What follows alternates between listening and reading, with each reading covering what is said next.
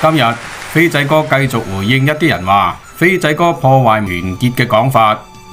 飛仔哥嘅意見同你哋相反，我比你哋任何一個人都更加有民族情懷，更加注重團結，完全係因為你哋嘅思維方法錯誤，諗埋一邊，向飛仔哥潑髒水。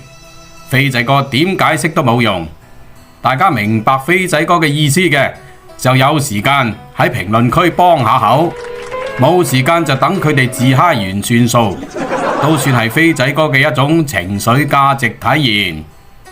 今日飛仔哥講下自己理解嘅團結，將來嘅漢民族復興嘅意義。江山係漢族人民為主嘅江山，民族團結嘅前提係要互相尊重。當你哋都當我哋主人係契弟咁去揾着數，用無窮無盡嘅騙局嚟昆我哋嘅時候，你哋就唔係我哋團結嘅對象。用以前嘅話係專政嘅對象，用廣東人嘅話就係正式仆街冚家產，快啲去死啦！嗰啲北佬貪官、北佬騙子，如果問佢，你哋有冇人民情懷啊？有冇家國情懷啊？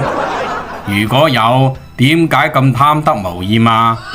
相信佢哋一定當你係透明嘅，佢哋最多只會話對唔住黨嘅啫。